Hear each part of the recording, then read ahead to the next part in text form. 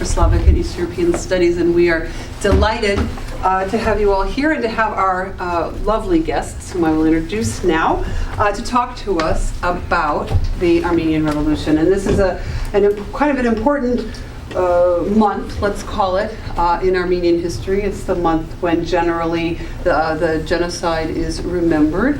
And in conjunction to some extent with that, last year we had this amazing kind of events of the Armenian Revolution. I wanted to do a little pitch, both for Pietro and for Pietro Shakarian, who is one of our PhD students here in the history department, but also for Origins, if you don't know it. Origins.osu.edu is the Ohio State, Miami University current events in historical perspective e-magazine. It's a great site with wonderful resources, including a really rich history written by Pietro recently of Armenia and the Armenian Revolution. So you can go to that site and read up. It may be that all of you, by virtue of being here, are already experts on the topic. I see a lot of Armenians in the room, or at least Armenia lovers and appreciators. So thank you again for coming. So I'm not going to really introduce the anti-government protests, except to say that I found it sort of interesting as I was prepping to think about how when Serzh Sargsyan, who had served as the president of Armenia since 2008 with his 2 presidential terms, sought to extend his time in office as prime minister. We might take that moment to remember another president who chose to become prime minister. We can, like Voldemort, keep him nameless. But I'm sure he may actually emerge during the discussion in just a few moments. Putin. Or as my Italian colleague calls him, Mr. P. He refuses to say the name in a kind of a Voldemort sort of a thing. So anyway, we have these 4 experts here visiting us to share their thoughts about the Velvet Revolution, and let me just quickly introduce them. First, on the end, we have Emil. I'm going to pronounce all your names slightly wrong, and I apologize. I am a Russia expert, though I am an Armenia lover. So, Emil Sanamyan is a journalist and policy analyst, currently a senior fellow at the University of Southern California's Institute for Armenian Studies. He contributes commentary regularly with a focus on U.S. policy and politics of Eurasia, and told me that he also has contributed to the Voice of Armenia. Voice of America in Armenia, sorry. Voice of America, apologies. So Pietro, I already mentioned, our PhD student here at Ohio State, who is keeping our eyes trained on Armenia.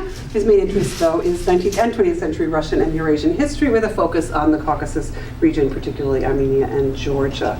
On the end, Dr. Artyom Tonoyan is a research assistant at the University of Minnesota. Associate, my typo is wrong here. Research associate, of course, at the University of Minnesota, who earned his doctorate in religion, politics, and society from Baylor University. And he directs a research project on election politics in Russia, Ukraine, Armenia, and Georgia. I don't know if we could come up with a more interesting group of countries to think about their election politics, unless you also perhaps included the U.S. and Russia. So we have Russia there. Finally, Karine Vann, journalist and assistant editor for the Armenian Weekly, who has spent... Editor. Editor.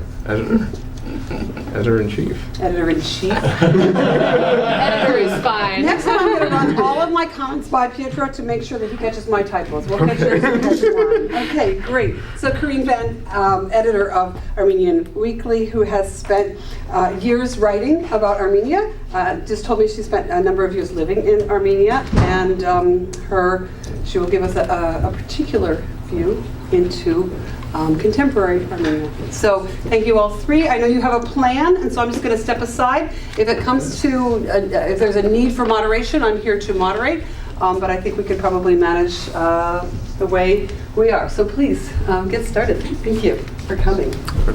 Welcome. I guess by drawing of lots, it is my lot to get us going.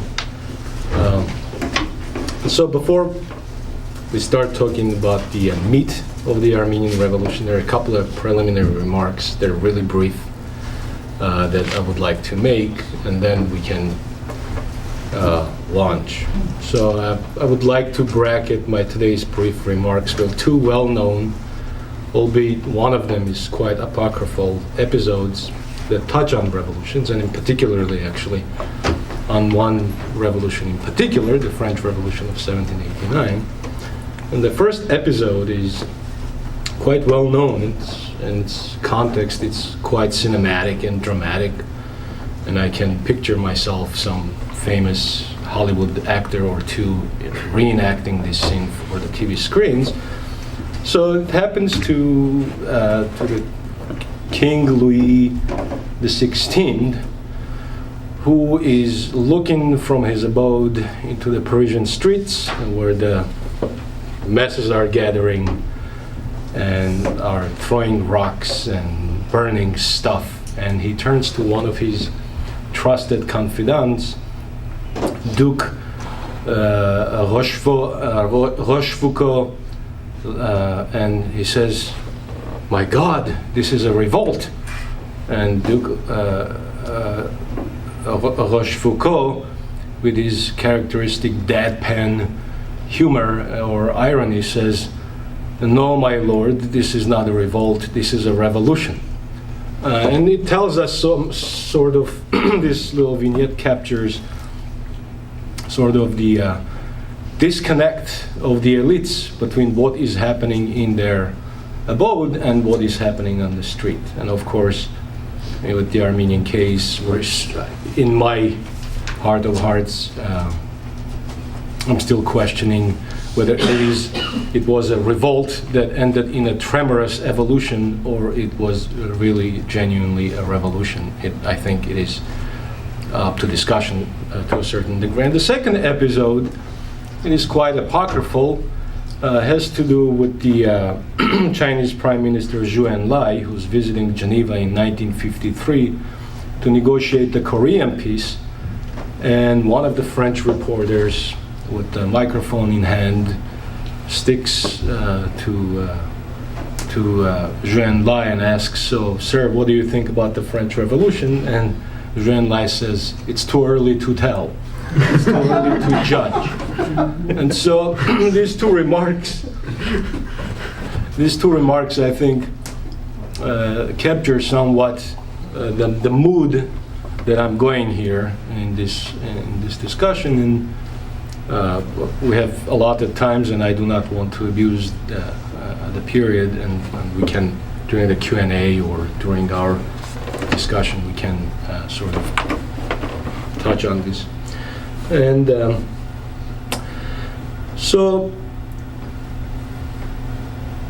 for any basic discussion of any sort of revolution in the Armenian case, if we agree that it is indeed a revolution, there are several basic questions that need to be addressed. And there's 4 or 5 that I've come up with, sort of, and then we can elaborate further. So number one of them, the term itself needs a clarification. What do we mean by revolution?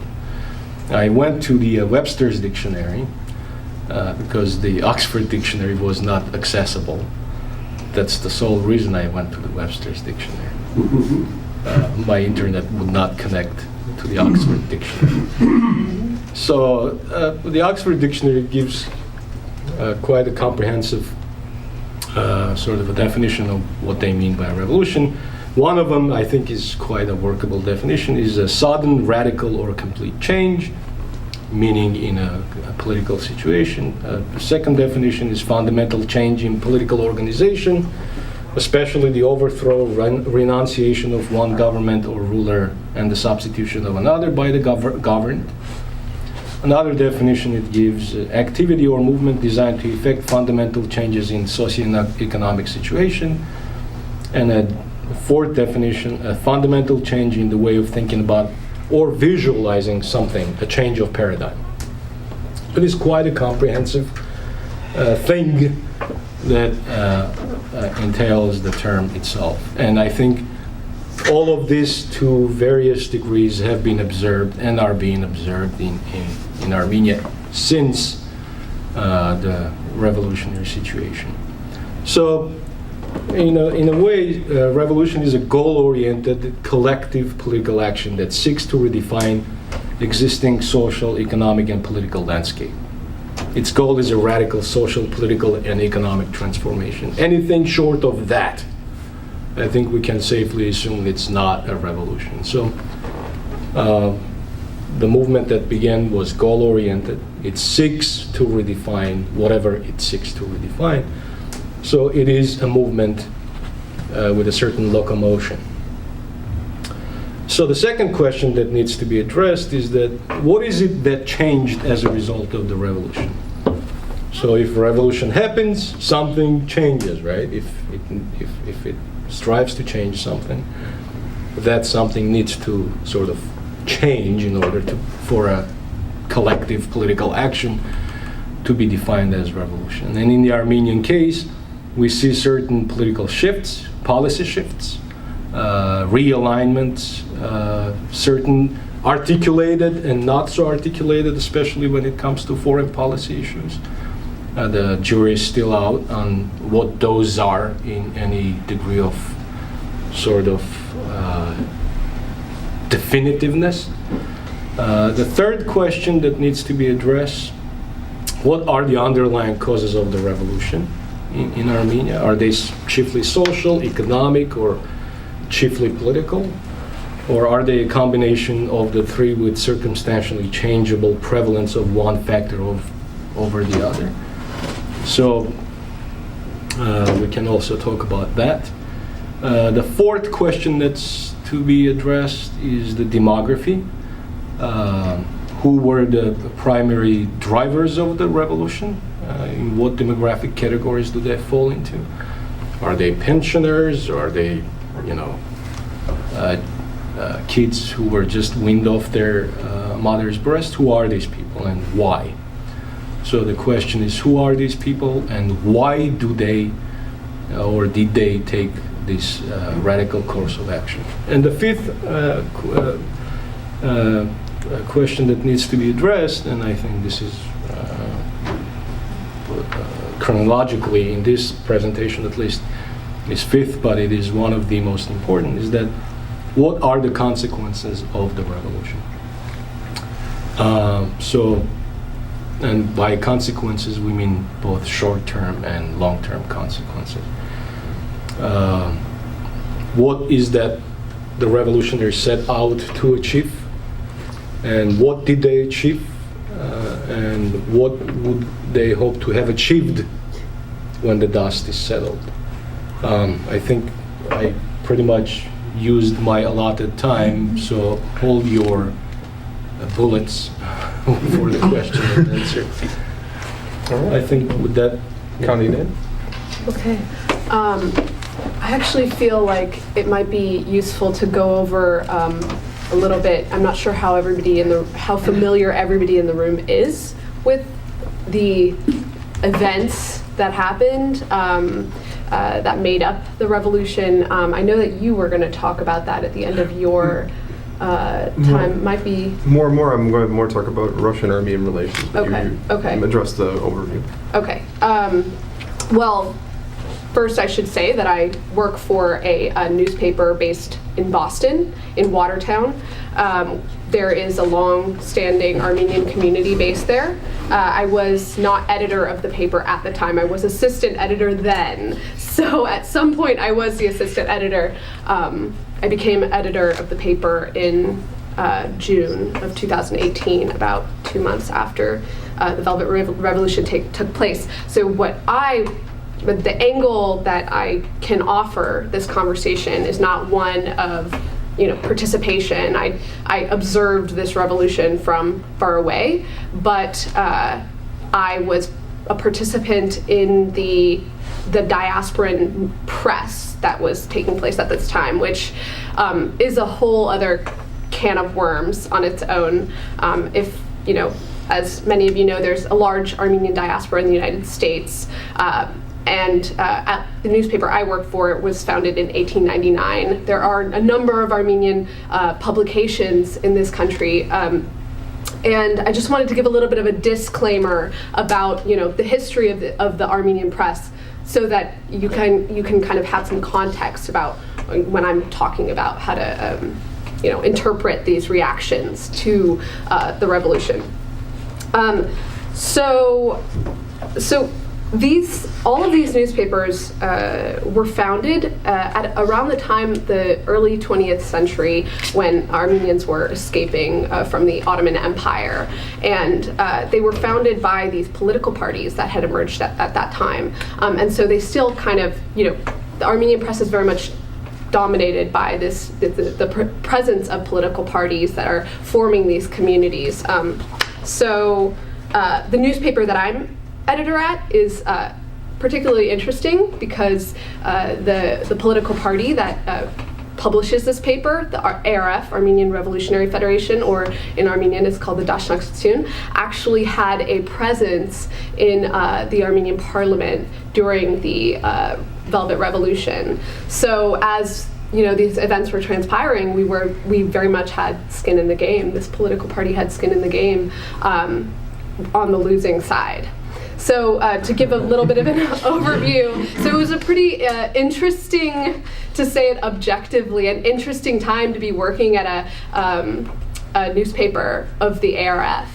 And my paper is one of two newspapers in this country of this political party. The ARF splits its jurisdictions in this country into regions. So there's the West Coast and the East Coast. And Asbarez is the sister publication on the West Coast. And Armenian Weekly and the Hayrenik are the Armenian language and English, not respectively. Hayrenik Weekly is the Armenian language version, and Armenian Weekly is the English version. Hayrenik Weekly was founded in 1899. It is actually the oldest continuously published Armenian language newspaper. So that being said, around this time that these events were taking place, it was very contentious.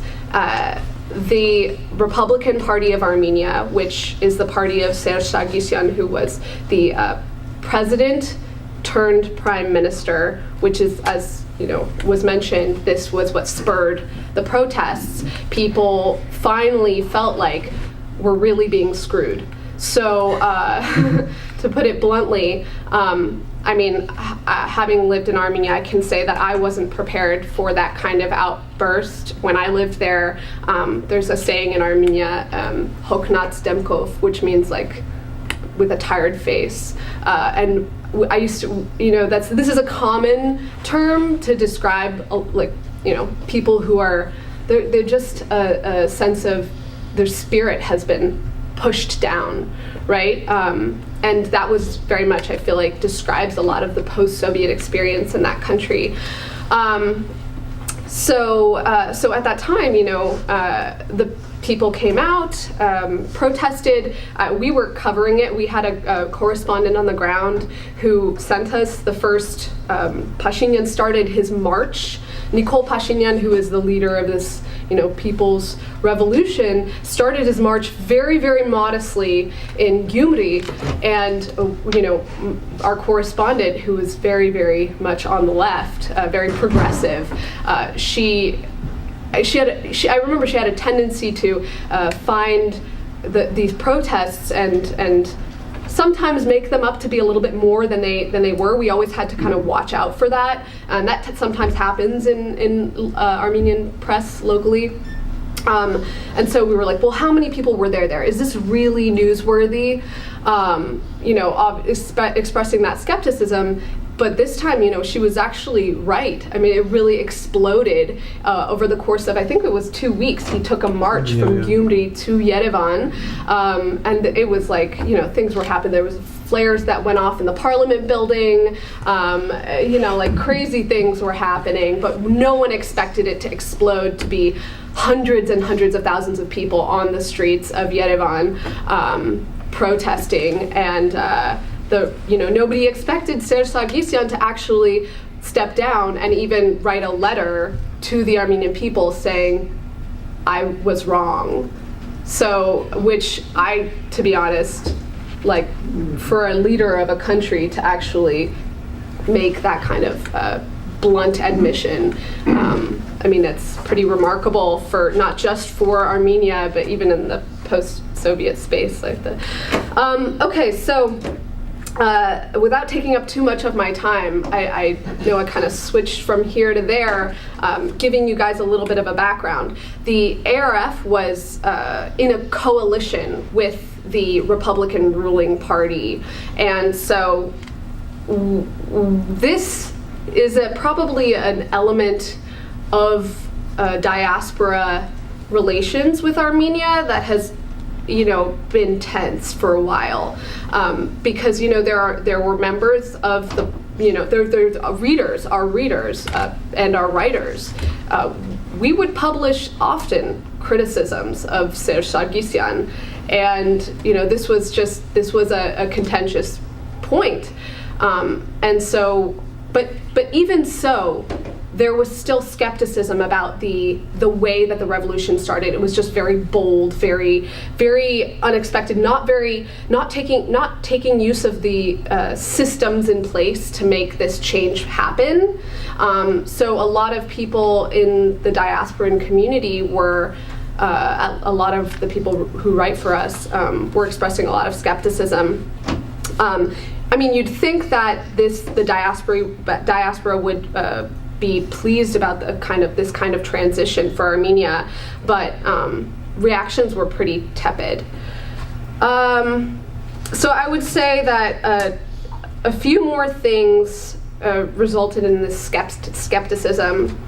Nikol Pashinyan himself, as a leader of this movement, caused a great deal of anxiety, I think, for people in the diaspora, particularly those with affiliations to the Dash Constitution, because he was considered a key ally of Levon Ter-Petrosyan, the notorious LTP,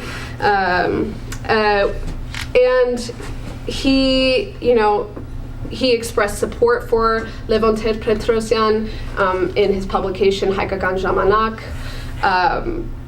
and as if you guys may not know, Levon Ter-Petrosyan is the first president of Armenia, who was rather controversial.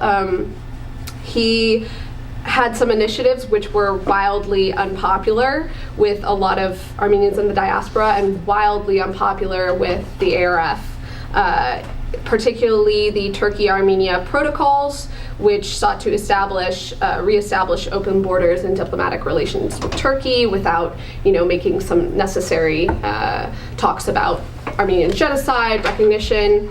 And then also, during his tenure, he sent members of the ARF to jail. So yeah, he's just not popular at all with a lot of people in the diaspora. And as a result, neither was Nikol Pashinyan, so you can imagine there's this tension there. And another super interesting aspect of this that I hope we will actually converse about a little, and then I'll wrap up and move on. But this took place at a really unique time, the most coincidental time.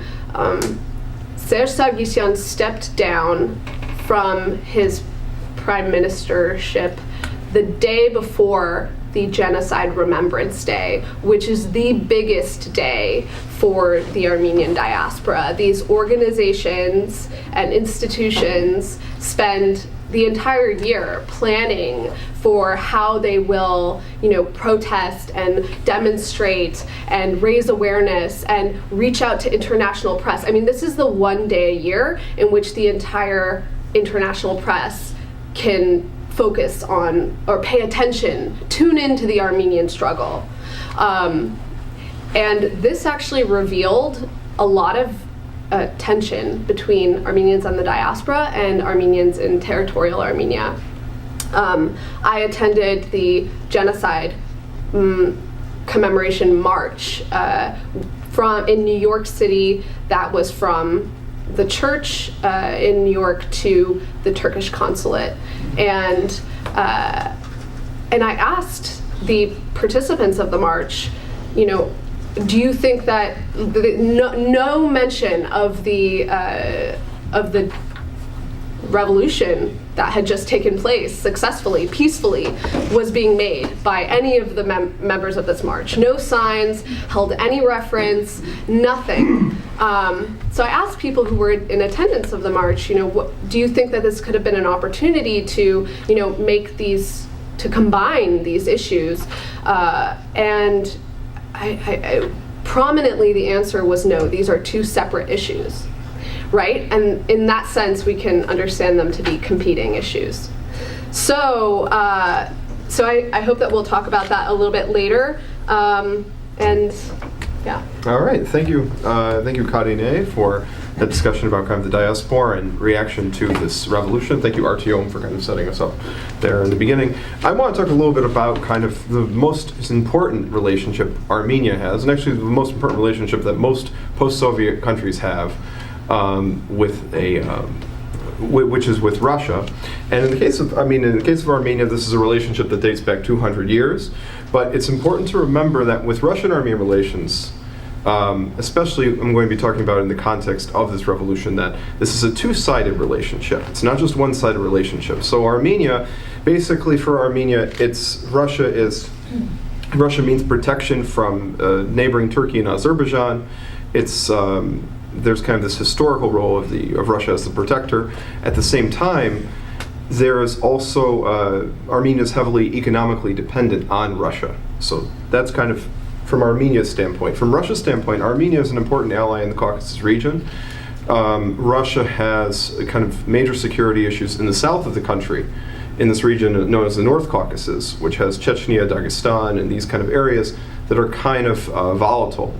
And so basically, its interest is to have countries south of the Caucasus Range that are secure, stable countries, allies that it can work with. Now, of those countries, Georgia and Russia don't exactly have the best relationship. It's probably no secret. Azerbaijan and Russia kind of have off and on relationship, but with Armenia, Armenia is the strongest ally of Russia in the region. There's a military base, a Russian military base at Gyumri in Armenia. So it's this is the kind of the overall dynamic. It's a two-sided relationship, and it benefits both parties, and it's unlikely to change. In the words of Sergei Markidanov, who's a very famous analyst of the Caucasus. So basically, when you're looking at kind of the background of this, most people in Armenia understand that Russia is critical for Armenia's existence, survival as a state. But in recent years, inspired by the recent events, the color revolutions in Georgia and Ukraine, and also the Maidan in Ukraine, many Armenian activists were beginning to adopt kind of critical rhetoric against Russia in their discourse as well, in their protests. Now, this actually had two impacts. One was positive, one was negative. And the positive one was that it told Moscow, hey, you can't just take Armenia for granted.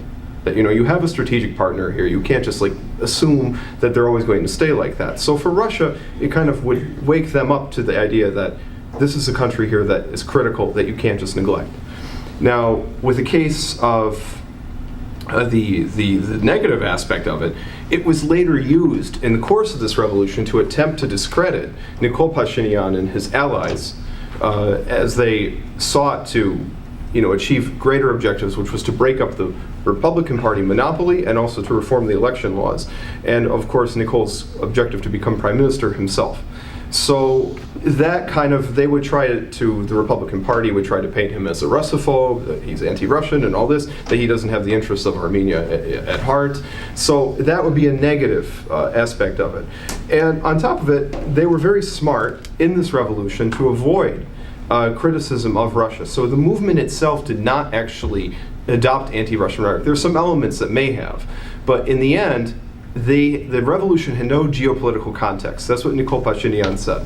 So it was not like Ukraine, it was not like Georgia, that political reform in Armenia was not connected to the relationship with Russia, which is very critical because also too what that does is in the post-Soviet space, it makes this revolution more relevant to other post-Soviet republics in the sense that you're not excluding Russia. You're not just excluding you're not excluding the Russian civil society, that they too can participate in this larger discussion of democracy, economic justice, and state building. So that's very critical too, because by making it anti-Russian, that also discredits the demonstration in the eyes of Russians who may want to change their own system at home. So that's the dynamic. So Russia was observing the developments very carefully in this revolution, they were very cautious. In 2015, there were demonstrations in Armenia, electric Yerevan demonstrations, in which there were energy tax hikes. And what happened is the Russian media immediately went and they said, this is Maidan. This is like the Ukrainian Maidan, that this is terrible for us and all that. And many Armenians made fun of it. Other Armenians used that as the opportunity to criticize Russia. So it did not work in Moscow's favor at all. So instead, they were more kind of cautious when approaching this revolution. Now, they also emphasized this idea of a legal transfer of power, that if there had to be a transfer of power, if Nikol Pashinyan was going to be the prime minister, it had to happen legally, and only then would they accept it. So that's why, in the end, they went to a vote on Pashinyan as the prime minister. And along the way, the Russians, it was interesting, they in some cases, in some instances during this revolution, they actually were voicing support for the Armenians. There was Zakharova, Maria Zakharova, who was the foreign ministry spokeswoman, said, Armenia, Russia is always with you, and this is when Serzh Sargsyan resigned. But also, too, it was praised by the Russian opposition. Alexei Navalny praised this protest as well. And in addition, Garry Kasparov said, I would love to overthrow Putin, but the problem is there aren't enough Armenians in Russia.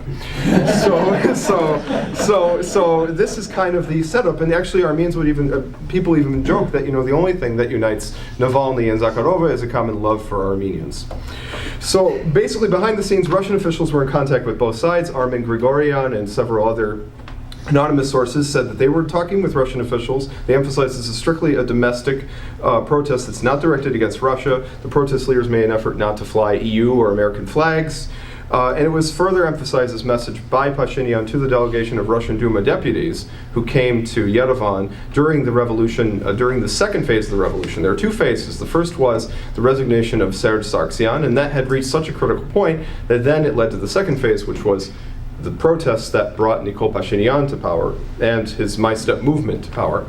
So this message was further emphasized by Pashinyan to these Russian Duma delegates, one of whom was Nikolai Ryzhkov, he worked with Mikhail Gorbachev as the chairman of the Council of Ministers. This was a guy who was instrumental in coordinating earthquake relief to Armenia in 1988. He was awarded Hero of Armenia.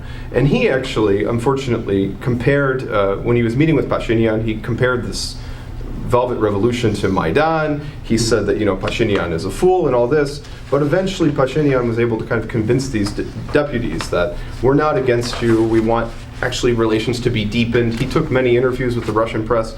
So that was kind of how that developed. Now, Moscow's perspective, Serzh Sargsyan, it was really clear when the protests reached a critical mass that Serzh had no political future in Armenia. And originally, the Russians were more in favor of Karine Vann, who was his former prime minister, Serzh's former prime minister, to take the office. Now, Karapetyan was he had very close Russian contacts. He was a former executive chief of Armros-Gazprom, which is the Armenian, it's the Armenian division of Gazprom. And he also was a political liberal. So at some point, he represented both stability and change to Moscow. But it was soon apparent that even Karapetyan, that Karapetyan couldn't even come to power, that a critical mass had reached a point by which Pashinyan was going to be the prime minister. So they had to work with Pashinyan. And originally, Pashinyan made a good effort. The Russian leadership was open to Pashinyan. Putin was one of the first leaders to congratulate Pashinyan as the prime minister. They exchanged a phone conversation, congratulating each other on the victory of World War II, which is a big thing in all former Soviet countries. Pashinyan's own grandfather and namesake Nikolai Pashinyan was a veteran of that war. And also Pashinyan reaffirmed that Armenia was committed to the Eurasian Economic Union, the Commonwealth of Independent States, and the Collective Security Treaty Organization, all these very prominent post-Soviet organizations. And they had a May 14th meeting in Sochi that was very positive. But as Emil will tell you, actually, the relationship took a more negative turn when Nikol Pashinyan decided to pursue trial cases, basically almost like prosecutions against elements of the former ruling regime. So specifically, the elements of the former Robert Kocharyan government and those who Pashinyan perceived to be involved with the March 8 events. So in March in March 2008 events. So on March 1st, 2008, 10 Armenians died in a crackdown on street protests in Yerevan. And Pashinyan blamed Kocharyan for this. And when Pashinyan came to power, he wanted to take vengeance for this, essentially, and go after Kocharyan, after those who he perceived to be involved in it. And Emil, again, is going to talk about that. But it was interesting to me that they called it the Velvet Revolution, which obviously that has an antecedent that goes back to the Velvet Revolution in Czechoslovakia. But what was critical about that Velvet Revolution in Czechoslovakia is Václav Havel, who was the leader of that movement.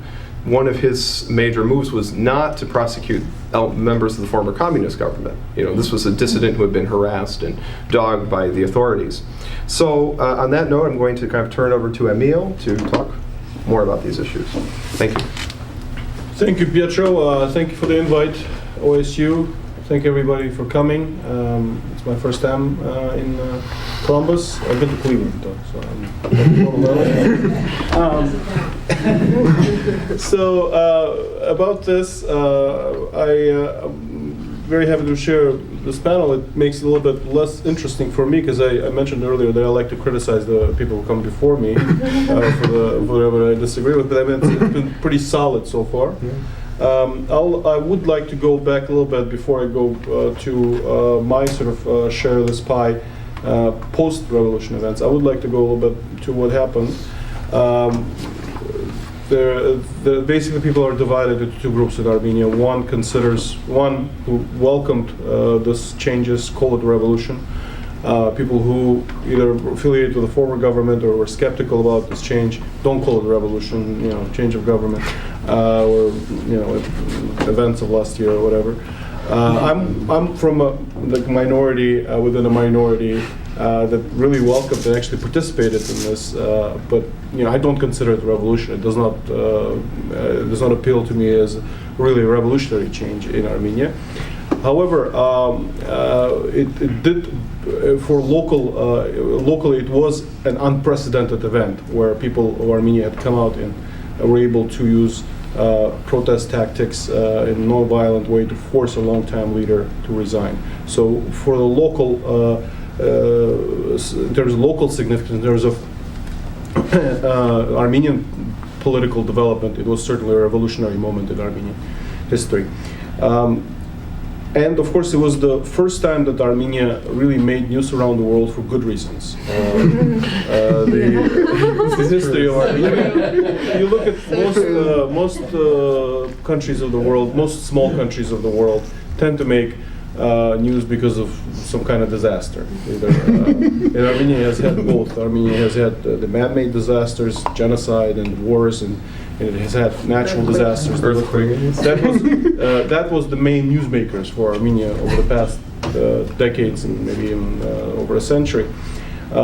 This is the first time that you could see a small nation come together in the way it did, in a non-violent way, and really force a leader out in a way that was commendable, and even people who were skeptics of this change, I think, had gotten excited about what was happening.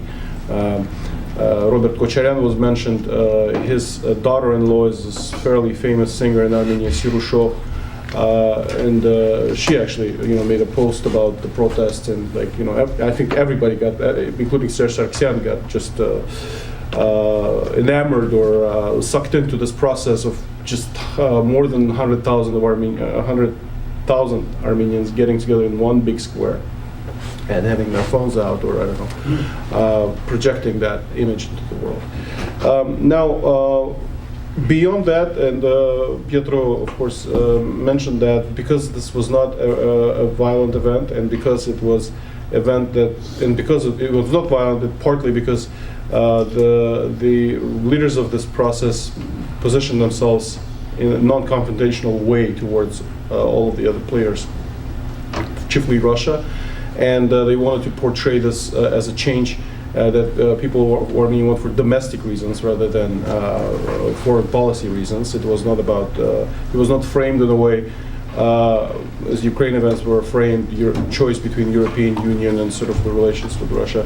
It was not framed in the way that Georgian events were framed. Again, sort of getting Western support to change the status quo in conflicts with Russian-backed separatists in Georgia. That certainly made this event significant as far as precedent for potential change of government in Russia. Of course, Russia is its own place. Armenia is its own place. However, to date, the Russian propagandists would use the precedents of Ukraine chiefly, but also some of the other cases as bad examples of what would happen when people come out into the streets and start pressing their government for change. And now, in the case of Armenia, you had a pretty divergent groups of people, both within the government of Russia and outside of the government, anti-government, welcoming this changes as a positive event. So, from that perspective, the significance of it goes much beyond local Armenian political scene. Now, if we look at what has actually happened since this change of government that occurred, and to prove that I was actually on the revolutionary bandwagon, actually participate in a small way in it. I mean, I'm a journalist, so normally I would try to stay out of any kind of protests or any kind of cover them, but not participate in them. But since I haven't been a journalist for the last few years, that my newspaper's been shut down, I have a fellowship at the university, so I'm not even sure if I'm still a journalist or I'm not. Anyway, so as it became clear that Serzh Sargsyan had maneuvered, weaseled his way into this position, trying to stay in power as prime minister, I got very angry personally because I felt lied to, having interviewed him before, and he told me that we're changing this constitution strictly for democratization purposes of Armenia.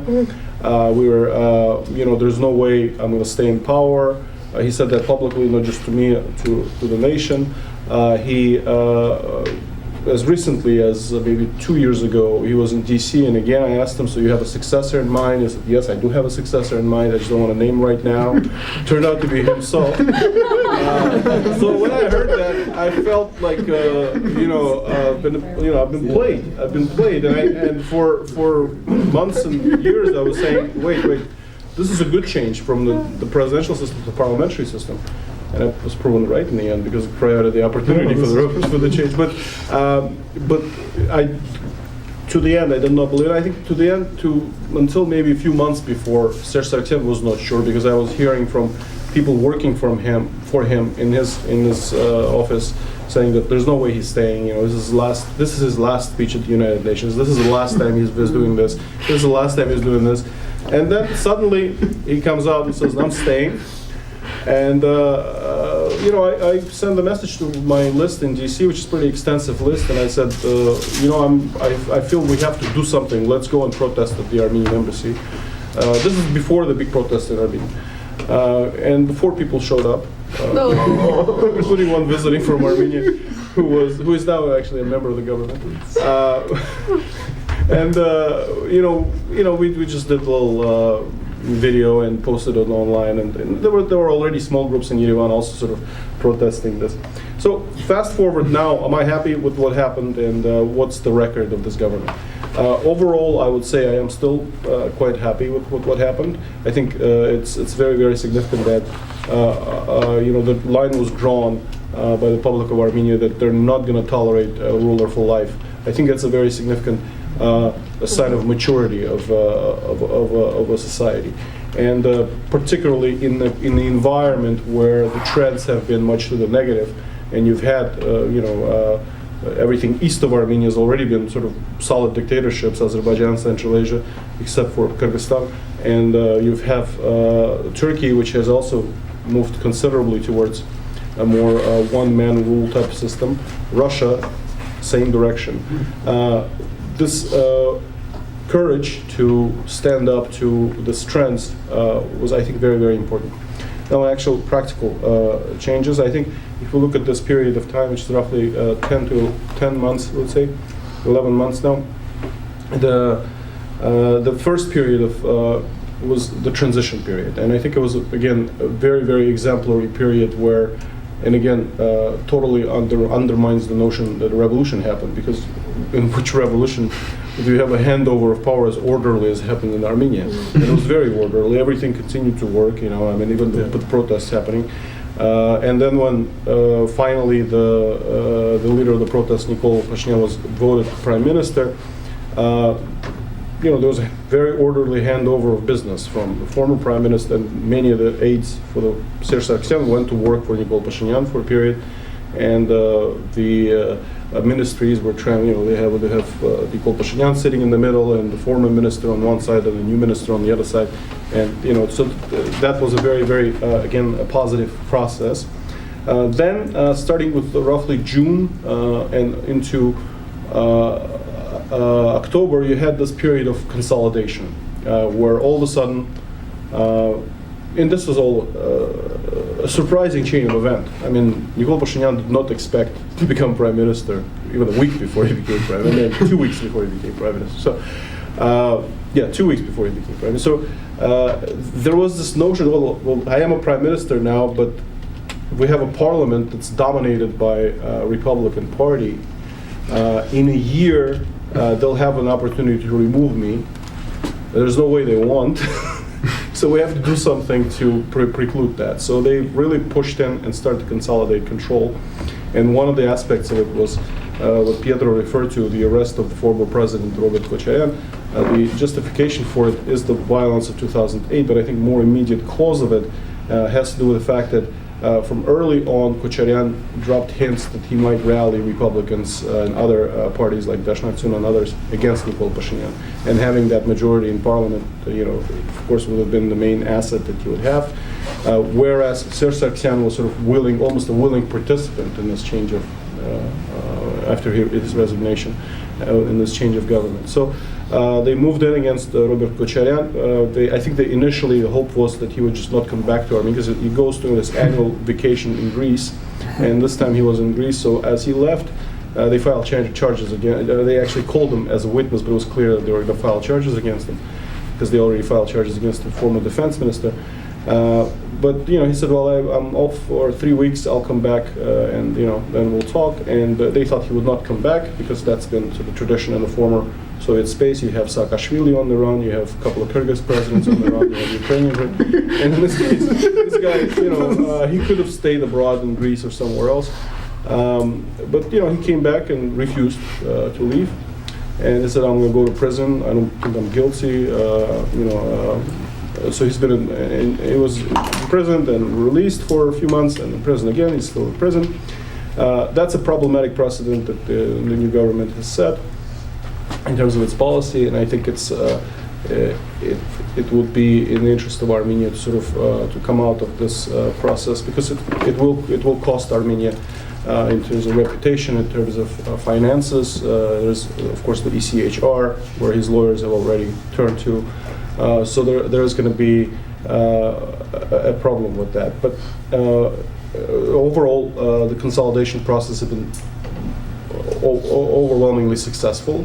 The Nikol Pashinyan was able to basically pressure the Republican majority in parliament to basically disband. It was a kind of a convoluted process that they had to engage in, and open way to new elections.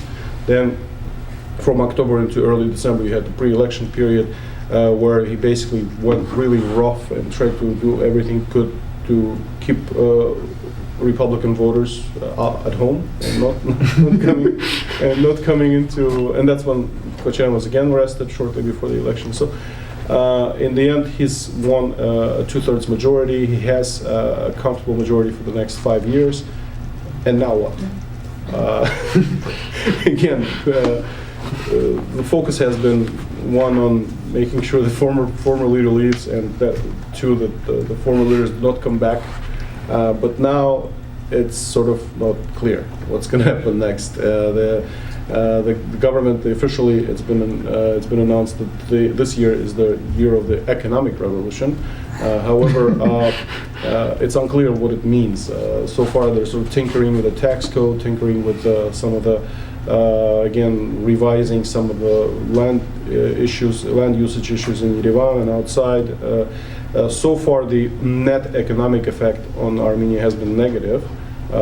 Primarily because, of course, the former government and the corrupt affiliations that they had were the main investors in Armenia. Karine Karapetyan's business partner is the richest Armenian in the world, Samvel Karapetyan. They're not related, even though they're the same last name.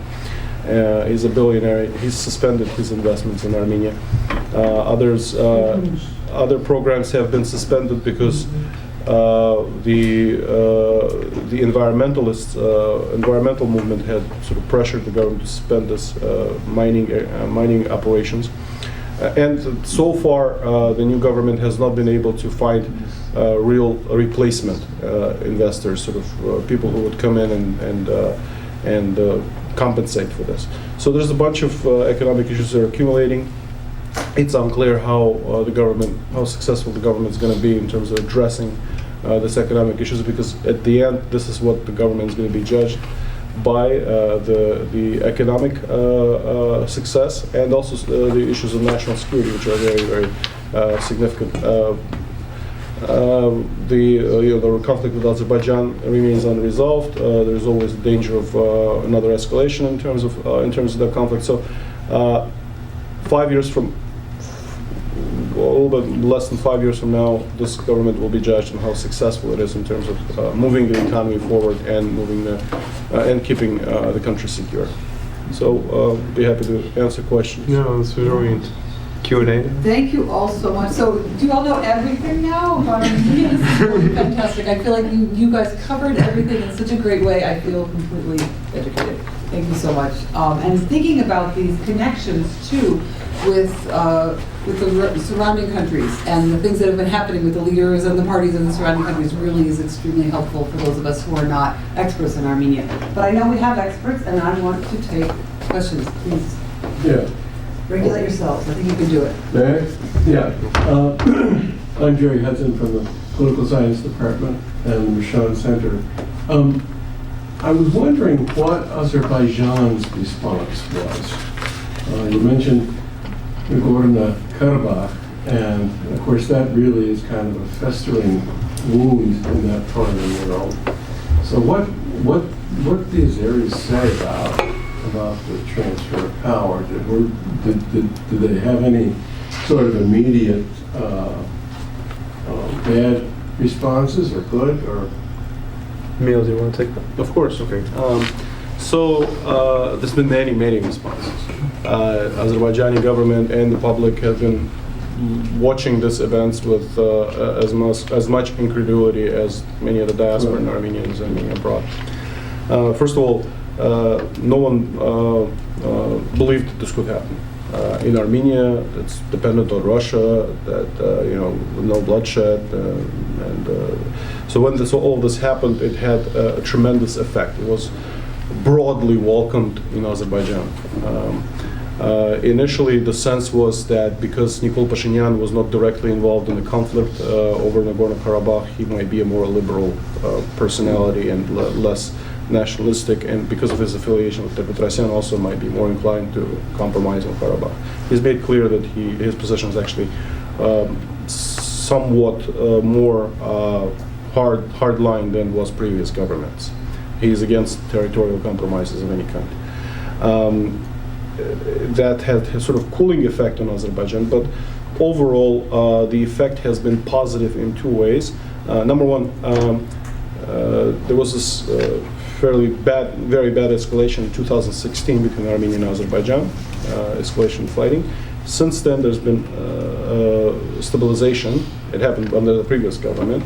There's been stabilization, and because of this period of stabilization, Armenian focus has turned away from national security issues domestically and made this sort of a period of contestation really possible. Had the sort of the slow, low-intensity war of attrition continued as it had continued from 2014 somewhat into 2017, it would be hard to imagine this kind of contest, domestic contest, play out in Armenia in 2018.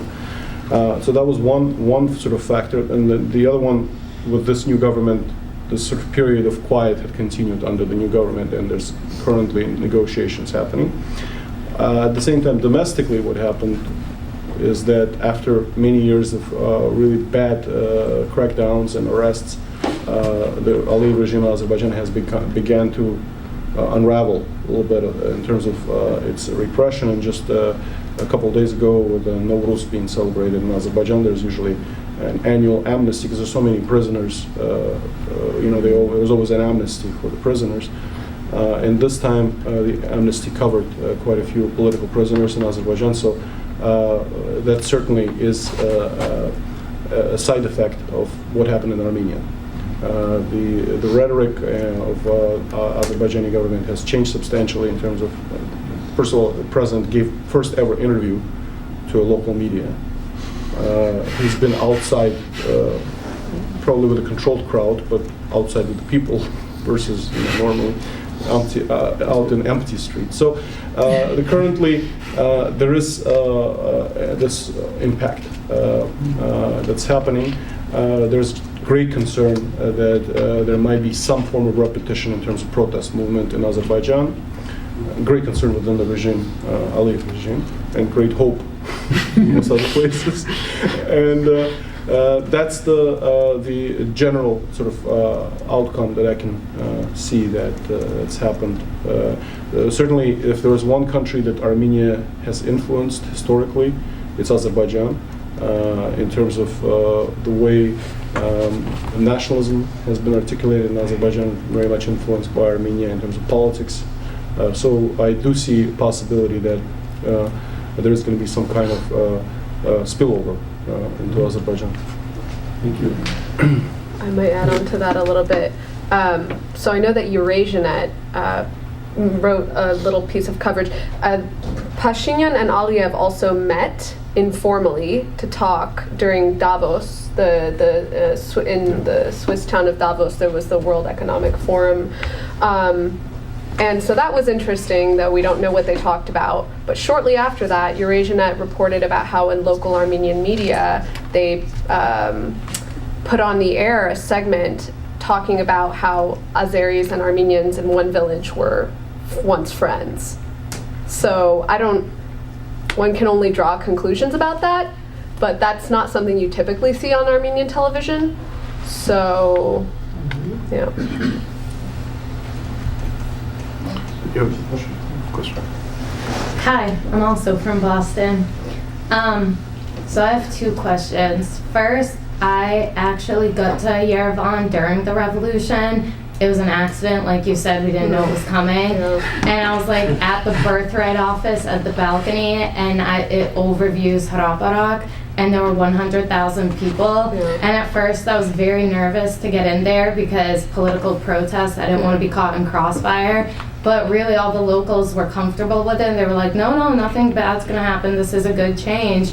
And so it was a giant party all summer. They were shooting fireworks all the time. Armenian pop stars were giving free outdoor concerts. And then it was Nikol's birthday, and everyone showed up to Republic Square with gifts for him. And then they would break out line dancing all the time. And I saw with my own eyes the president and the prime minister, Nikol, just jumping in, holding hands. And they didn't have security. They liked him because he was like a commoner, and they were just line dancing with everybody. They were right across from me, and it was pretty cool. But my friend's family came in about July, and I was talking with them, they're Beiruti, and they were saying, oh, when something sounds too good to be true, it is. And there was all the locals that are my age, that are my friends, they were very hype about it, saying this is a great change. But when I talked to my friend's aunt, who's a bit older, she was just saying like a conspiracy theory that like why would Nikol step down so easily? They must have like an inside where it's like another Mr. P thing. He's kind of telling him what to do. And at first I was thinking like, okay, this is a conspiracy theory, but then she went into detail and she was naming all these like little noticeable points, and I was very much like, okay, maybe this is true, might be a little corrupting. So I was wondering what you guys think about that, if you think he's genuinely a commoner who wants to reform for the good, or if you think there's like a little inside tweak to it. Take that first, and then Artyom, I think. I'll just quickly respond to this first point you made about. I think Armenia's size really helped in the sense that it's such a community there. Like all your news is local news. I mean, because it's such a small country, every single thing happens on the community level, even the federal government. I mean, it's like, even like, government activities happen on a local level. It's such a small country. So when the police when the soldiers joined the demonstrations because like their parents or their grandparents are taking part in these demonstrations, that's probably when Serzh Sargsyan kind of realized like, all right, well, the military is like family members with the people protesting. So in that sense, yeah, it's the perfect place for a type of revolution like that to take place because there's just a sense of communality there. But to your point about this skepticism coming from the diaspora, I mean, part of that definitely has to do with the fact that they didn't experience that vibe, that physical presence of being there, and without that, it's just not. It's just not the same. The internet really warps things. Also, a lot of people in the diaspora don't have as much of a connection to territorial Armenia as they do to, say, what is modern day Turkey now. And that's a real point of, contention, I would say, that I observe regularly in this publication. And yeah, then these points about all, the Nikol Pashinyan's past, and that was really prominently being discussed in the narratives in our pages. I mean, we were getting a lot of opinion pieces that were expressing, let's just hold our horses, like, it's just a populist uprising, or not everybody was that way. Like, this newspaper definitely does not speak for the entire diaspora. The diaspora is an incredibly complicated entity.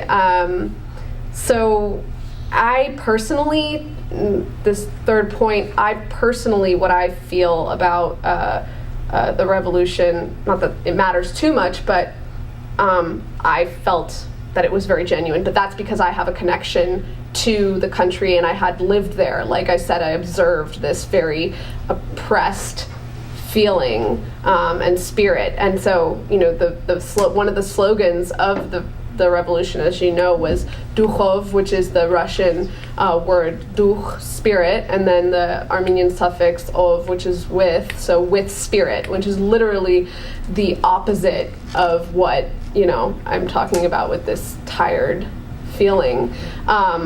So I really felt observing everything as it was happening, even though I was removed, having that personal experience and connection, and having seen the situation prior, I felt it was genuine.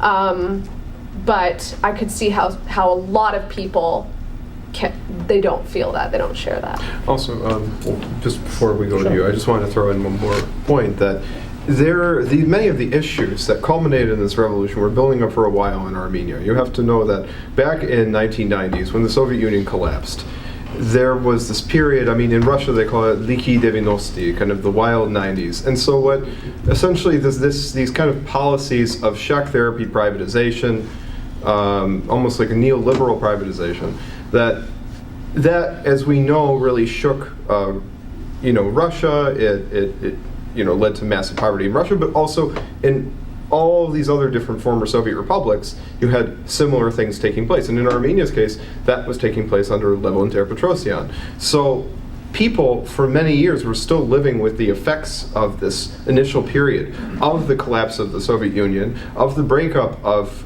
the inter-republican connections. Because you have to think, when Armenia is part of a larger state, it's connected with Azerbaijan, it's connected with Georgia, it's connected with Russia, it trades with all these countries, they're all connected together. And that helps make the economy run, because they make maybe one part of a machine in Armenia, and then they make the other part in Georgia, and everybody plays a part in this kind of broader chain of the Soviet economy. Well, when the Soviet Union dissolves, those chains are gone, and people, they need jobs, they need work. The biggest problem in Armenia today that's fueling so many of the other problems, it's lack of jobs. And on top of that too, the other problem was with the late Soviet economy. You had the emergence of the shadow economy, and you had kind of the emergence of kind of like clan networks and things like this. And so this was kind of carried into the post-independence period, and it led to this other issue, which was corruption in the society, in the politics and society. So people were living with these issues for a long time. And sure, maybe there were some things that were getting better, but in the eyes of most people, the change was not happening fast enough. For many people, it wasn't happening at all. There were still people living in domiks from the earthquake of 1988. And so all these issues that were all happening in the recent history of Armenia, Angela mentioned that I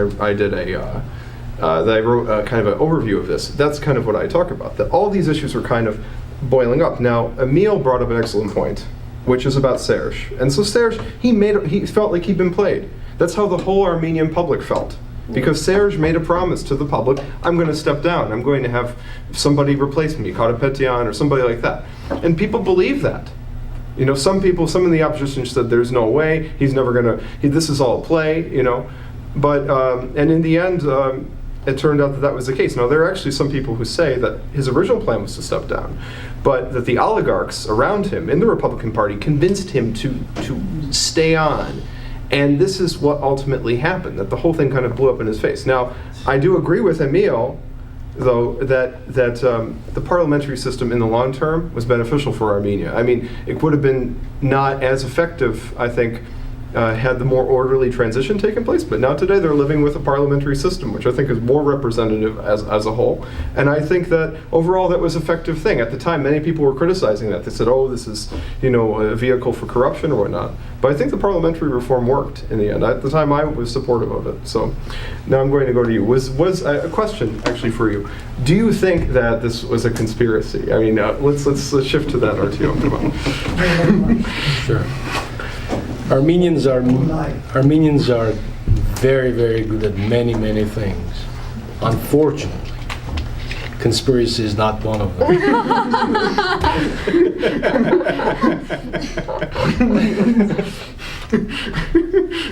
if they were able to do that. Sorry. It's funny. No, seriously, they're good at jewelry, at a lot of things. At scholarship, law, medicine. Conspiracy is not one of them.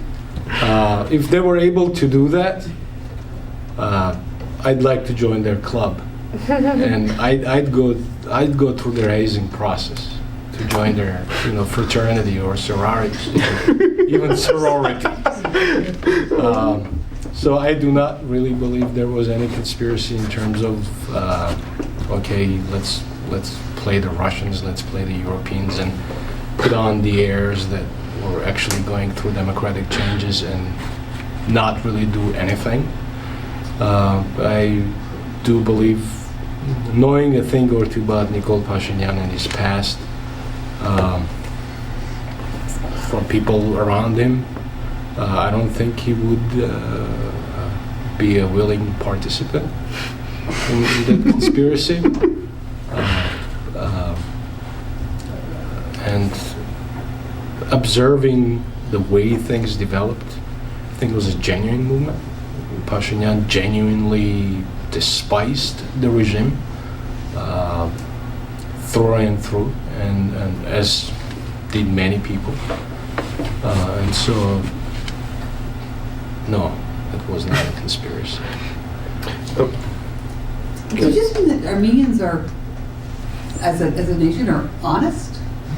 No, that's. And that's what do you mean by they're not capable of conspiracy? We was just- live in a conspiracy No. fueled world. Right Any now. times Armenians throughout history have been involved in conspiracy, not many ends good badly. things have come Yeah, it out. always ends These are bad badly. lobby secrets. That's And knowing, There's been some trafficking, successful. knowing Armenian social structures, and to be able to keep a conspiracy, a lead over that conspiracy, especially in such a superstructural manner, it would take God's honest miracle to pull something off like that. Actually, the day after, or maybe around the day, 2 days maybe after Serzh Sargsyan resigned, I did this sort of a poll on Twitter, my Twitter account, asking events in Armenia were an elaborate conspiracy involving, and the options were Armenian people and Serzh, Armenian people and Putin, and Armenian people and Soros, or all of the above. The most popular answer was all of the above. Thankfully, because I mean, you have this sort of notions that it's either a color revolution or Putin is doing something, or I don't know. It has to be. It cannot. How can a president resign or a prime minister resign after 10 years? It happens. These things happen. And in terms of Nikol Pashinyan, he was the last man standing in many ways. He's been, in terms of Armenian politicians, he was the last MP standing of all of the Armenian parliament. He was the only, a couple of his allies were the only ones who were out there protesting this Serzh Sargsyan's move towards prime ministry, and even their allies from their same electoral bloc sort of resigned to it and said, well, what can we do? He's got the majority, and all the other former sort of challengers, be that Levon Petrosyan or others, they also resigned to this change. So he's today prime minister because he remained steadfast.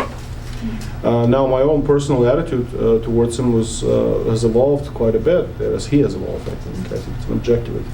I did think of him as sort of a crazy lunatic maybe 10, 15 years ago. His articles didn't make sense to me. A lot of it was conspiracy laden, what he was writing. It didn't make sense. In his when he was a journalist, he was more of a polemicist than a journalist. So I had a very, very skeptical view of him, but it had evolved since the time he went. Well, first of all, he went to prison. He was he was on the run after 2008 protests for a year and a half. He lived at a friend's house, hiding from the government, and then he decided to surrender himself and went to prison for almost 2 years. He came out. He was elected to parliament. In parliament, he became the voice for the opposition over the past 5-6 years. And at the same time, he sort of moved from this rejectionist kind of approach towards the government to engaging the government on certain things, like national security issues, for example. And in 2000, I'm actually writing a chapter about this right now, so a sneak preview. In terms of how the war of 2016, how it opened things up for Armenians and Armenia to make 2018 possible. So what happened in 2016? There was an attack in Karabakh, and there was a mass mobilization in Armenia, volunteer mobilization, including people like Nikol Pashinyan, who during the war did not go to war. He was a student at the time. He and his friends, his party mates, which was a very small party, maybe 2,000 people, they put on uniforms for the first time in their lives and went to Karabakh. They dug trenches, they didn't fight, but they participated in a war effort. So when he came back from that, he had the authority he did not have before. When in 2018 he grew a beard for the first time in his life, and this is a very Armenian sort of thing, harkening back to the revolutionary movement of the late 19th, early 20th century, the Fedayeen movement. It's also very hip. It was right now. it was something that he could do. He had the right to do it. It was not. It was not a hipster beard. You know, it was. It was kind of a hipster Well, I beard. mean, just from our perspective. When you put on a cami T-shirt and walked around in cami T-shirt, he had the right to that. Yeah. Because he was. So that you had this evolution of Nikol Pashinyan as a sort of coming in as this strong tribune for the people, and coming from a small town Armenia. His father was a PE teacher. From well, I mean, they're from Yanukovych. Yeah, so he earned those credentials, and then he added on to those credentials. So, and he's generally talented writer as well. So, yeah, there was no conspiracy in the sense that people came in and agreed to things beforehand, but there was a conspiracy in the sense that yes, there was a protest movement in Armenia that had been nurtured over many years and been frustrated through many defeats previously. Yes, there was non-interference by Russia, which was very helpful. And yes, Serzh Sargsyan, in his infinite stupidity and wisdom, he first decided to become prime minister and then realized that it was a very bad idea. Oh, also, Do we have any other questions? we have one. We have a lot more. So let's Well, we get a have a couple lot. more questions. Let's try to, I don't want to make you brief A lot because you're more. fascinating, but let's try to get a couple Okay, more okay. questions. Okay. Here and then back in the back. Back. Can you talk about the role of the United States in the events of the last year and going forward, if there's any role for the United States? Oh, wait. No, if you're No, sorry. I just wanted to say. No, I just wanted to say. I'm sorry. I have to leave because I have to everything still. Sorry. I wanted to add. I don't know whether it was intentional or it was. I was reading between the lines. The terminology, the term you used, vengeance, referring to how now Pashinyan, in his terminology, restoring the transitional justice and with Kocharian's arrest. This was one of the demands during the revolution. And after 2008, if you remember, the deaths were not investigated and stuff like that. So Yeah. I wonder whether you consider this as vengeance or also as a response to the demands of the public, because there were so many things with oligarchic regime and his character started this is- doing it, and also with Robert Kocharian's case. I'm not saying that maybe there is a bit of overreaction in putting him in prison nowadays, but also knowing how powerful he is, but whether the word vengeance is the right one in this context. That Pashinyan, I think It was me. Pietro, you were mentioning. Yeah, but I would defer this, I think, to Emil. I would take issue with that categorization. We'll come back to that. In terms of what happened in Armenia in 2008, obviously it remained unresolved. It was covered up by the government. No police were investigated. There was not a judgment against police over use of force against the public, even though public also used force against the police. 2 policemen and 8 civilians were killed. But what's happening with Kocharian right now is not a direct. He's not charged with the murder with these people. He's charged with constitutional overthrow, the same charge that was brought against Pashinyan originally in 2008 and later dropped. So that's what the problem is with the case. Does Kocharian bear responsibility for what happened in 2008? Certainly he does. He was the president. There's no doubt about it. It's just the way the government decided to pursue this responsibility question raises major questions, legal questions, in terms of Armenia being able to defend this case beyond the Armenian legal system at ACHR. That's the problem. So similarly also to Georgia's case with Saakashvili, and I think there is a very similar tendency in this kind of. There might be some similarities. I'm not familiar with the current government charges. Yeah. Thank you, I'm sorry for. You're welcome. Thank you. Thanks for coming. Thank you. So let's try to ask the question about the U.S. Yeah, the context is, the United States is so active in so many ways in the former Soviet space and just seemed to be very low profile in the events in Armenia in the last year. Maybe I'm just missing what was going on behind the scenes. I'm sorry to introduce myself. I'm Jeff Trimble, and I'm recently at Ohio State after 20 years in U.S. International Broadcasting with Radio Free Europe, Radio Liberty, and Voice of America. Yeah. So the question is about U.S. U.S., yeah. I think the U.S. involvement in Armenia is non-existent in this revolution. There's no geopolitical context here. The almost side issue was. Almost side issue. I'm sorry. Well, yeah. Well, I mean, I would say that in the terms of the actual revolution, I don't think there was any direct American involvement. Now, there was maybe American-funded organizations that a lot of people had been involved with before the revolution in the protests that eventually culminated in the revolution itself. But I don't think that there was actual direct American involvement. I think that America played a very neutral role. I don't think they were actually that engaged, to be quite honest. I think there was something about, like, I remember that, Pashinyan wanted to meet Trump and he couldn't meet Trump, and there was like this kind of thing going on.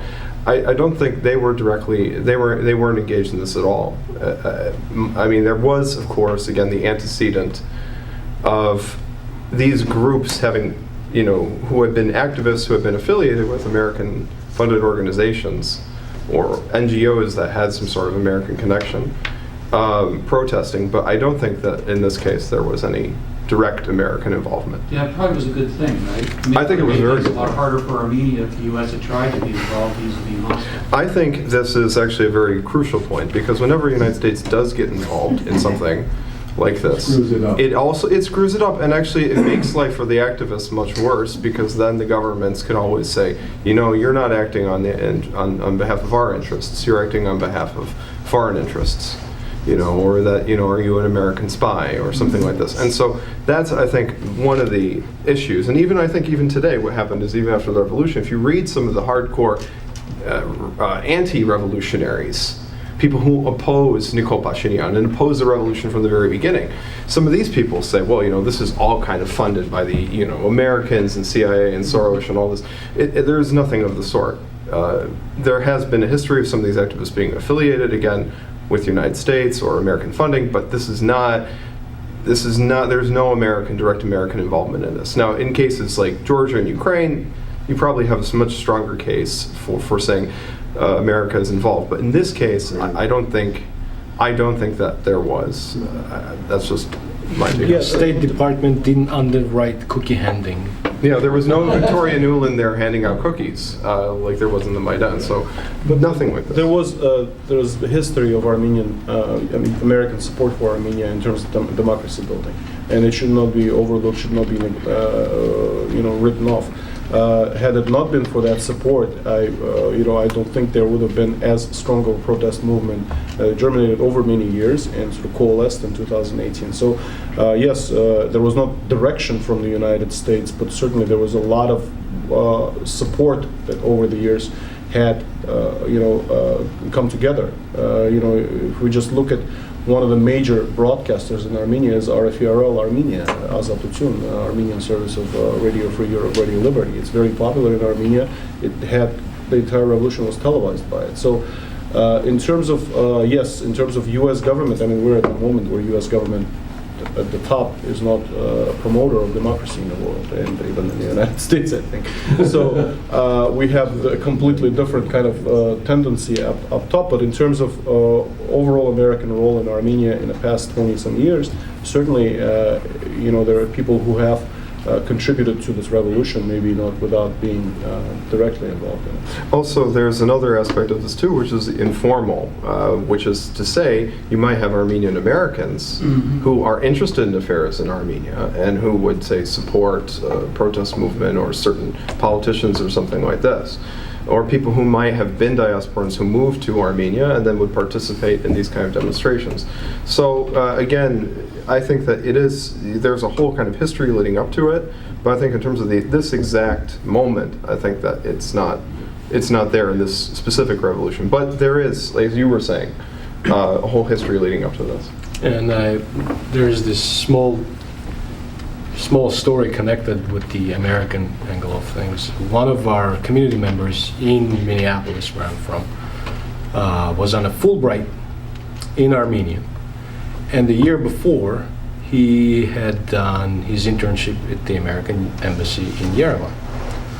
So he's marching as an Armenian American supporting the protests. And all of a sudden his picture is taken, it's through the wires, spread through the wires. Here's an American embassy worker previously who's participated in these protests. In my great wisdom, in the beginning, I posted his picture and on Twitter and said, oh wow, I recognize this face. And then 10 seconds later, I recognized, like, holy crap, this could become potentially an issue, because he probably has been identified, definitely has been identified by the Russian, security services probably as this guy who was at the embassy the year prior, and now he's walking with his wife-to-be in the crowd in Yerevan. So there is your American conspiracy. And so I immediately, 10 seconds later, I removed it, just to be safe, just to say that, just not to create the impression or contribute to the creation of the impression that this may have been an American-led effort, which it definitely wasn't. A quick question for Emil. You mentioned that Pashinyan, near the end of last year, I think you implied that he did everything he could to keep the ARF voters out. Can you elaborate more about that? Not ARF, but Republican. Yeah, okay. But can you elaborate on that? Would you consider it voter suppression or not that far? Well, his rhetoric, it was mostly rhetorical. It was rhetorical in that we're not getting not one seat to the Republicans. Not it was his campaign was based basically on keeping Republicans out of parliament. Okay, but not keeping not the citizens from voting. No. I mean, there was not direct involvement, and the Republicans came very close to actually getting into parliament. They performed better than any of the preceding losing parties did. So if you look at how communists did in the 1991 elections, or how the former ruling Armenian National Movement did in 1998 elections, or Republicans did much better than the previous one, and I think they can regroup and still participate in the Armenian political process. What I meant was in terms of the focus of the campaign. That was very much. And again, they literally came within like 1,000 or 2,000 votes of crossing into parliament. And I think had I been the Republican leader at that point, I would probably file a lawsuit and try to recover the votes, because they were very close. But I think Serzh Sargsyan again decided to take a non-confrontational route and decided against contesting the result.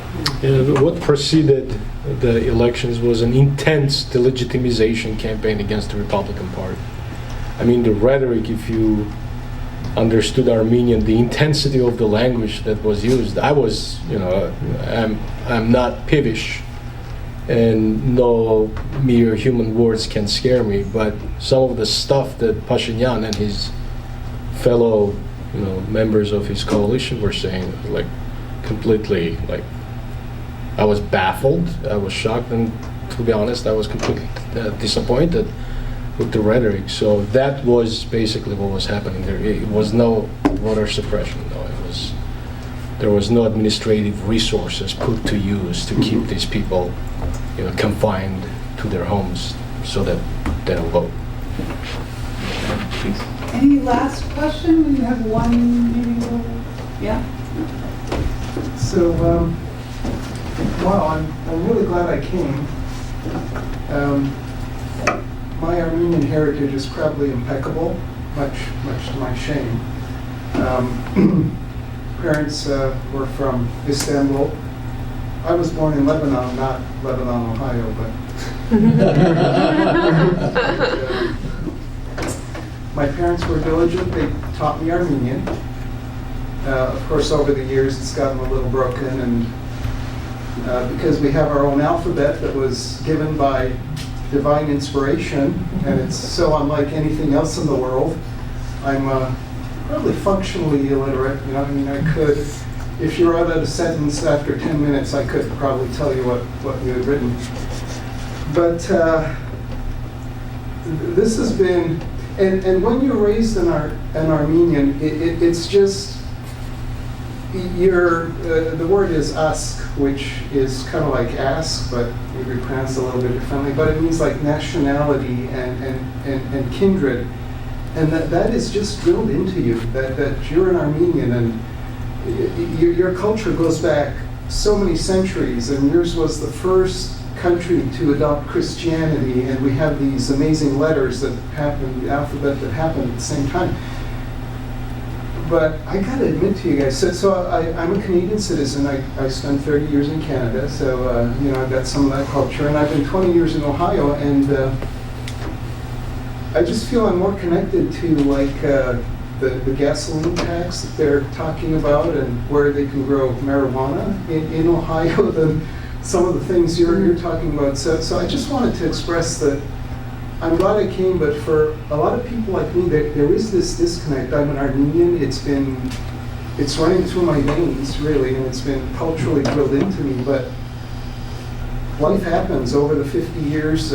My daughters, my wife is not an Armenian. She's an American from Wisconsin of Norwegian heritage. So figure that out. And I did not teach my daughters Armenian. So they're pretty much monolingual English. But I just wanted to express that there's people like me out here that need to hear some of these things and get some of these news stories, and kind of in a way that's hard to define. We still feel a connection, but even if I were to go to Armenia today, I probably couldn't read the street signs or even understand what they're saying, because we have the Western dialect versus the Eastern dialect. So thank you for coming out, and if you can help me through my confusion, I really appreciate it. Well, I think it's really exciting to have this a representative of the diaspora. I was really happy to hear him talking about the different diasporas and the length of this diaspora. Yeah. You know, we talk about diaspora studies here at Ohio State. It's something that we're pretty proud that we do, but the Armenian diaspora is fascinating, and I you know, if you could speak to our yeah, that would be great. Well, you're not alone. I don't know if you've ever heard of the newspaper, the Armenian Weekly. It is in English language. We do have an Armenian language version, but even for me, Western Armenian is really difficult to read. So, yeah, there's a lot of. I think there's something there for everybody. You know, there's content that you can, that's a lot about the ancient history. There's content a lot about family roots. Like, we actually have an entire category of articles. It's not the easiest job trying to go through our website and decide how to categorize everything, because, you know, our scope is so incredibly broad. Like, we're supposed to be giving people news about Armenia. We're supposed to be giving people news about the diaspora, but the diaspora also has a host country with its own politics that exist independently of the, you know, of the Armenian diaspora. And then we have this, you know, Western Armenia, this homeland idea that really is. It's very much rooted in family and family history. So we try to have some content that's relatable in that sense, but then also always giving servings of modern, contemporary, what's happening in a contemporary sense, and a little bit of in between, right? So like the community that's existing, like there's probably a local community in this area that you can tap into, and they have their own news. We just don't really cover it very well, and that's something that I really think about a lot. We're a community newspaper, but how do you use that word when you're an ethnic community and you're not a community that's bound by physical space? We're very, very placeless, and that's not normal for a newspaper. You'll have like the Cambridge Chronicle or the Boston Globe, even the New York Times, which is a very international newspaper. It has a place in its name, but we're an Armenian newspaper based in Boston. That's profoundly confusing. So yeah, I think you'll see the same confusion represented in our website, but in a good way. I think sifting through it is really healthy, but I think my final point home is that we're not doing a good enough job in general, Armenian Press, documenting the diasporan living experience. Like, we're not training journalists. We're really not investing any resources, really, enough resources, sorry. To say we're not investing any is not correct. But we're not investing nearly enough resources investing in documenting, treating it seriously. So. If I can give you a little bit of personal story, I was like you one day, once in the past. I grew up, I'm a third generation diaspora, even though I'm from the Soviet Union, but I didn't live in Armenia, I didn't grow up in Armenia, I didn't speak Armenian. I was already living in the United States in the early 90s when I first went to Armenia as conscious, I was 18 years old. And I volunteered there, did some relief work type things, and I came back. I was a pre-med student, and I came back and changed my major and became political science major. Worst mistake of my life that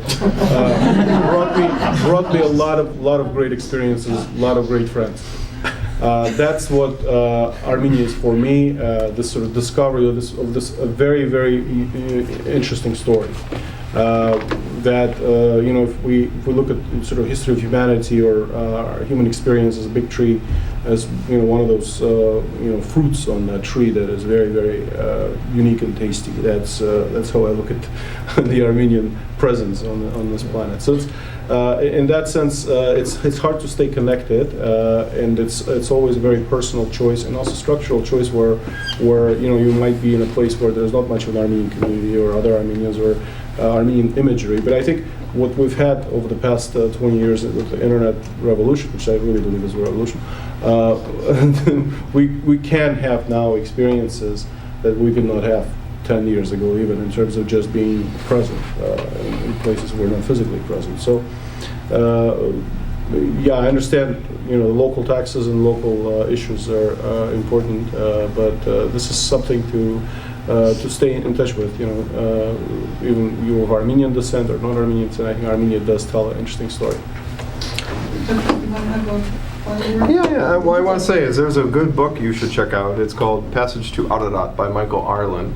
And I remember I was reading this book in high school. This was a book that really kind of, at the time when I was kind of searching for my own, kind of discovering my own sense of Armenian identity, I was looking through this book, and it's very interesting. It's about this guy who really, has Armenian heritage, but it's kind of kept secret.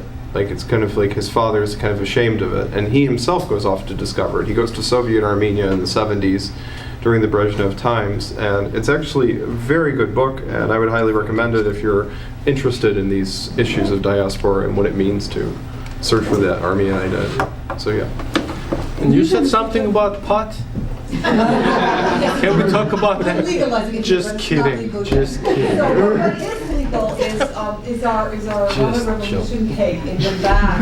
Part of that tasty Armenian diaspora that we can all consume before we leave. So have a little bit more to eat, do a little bit of circulating, and thank you so much.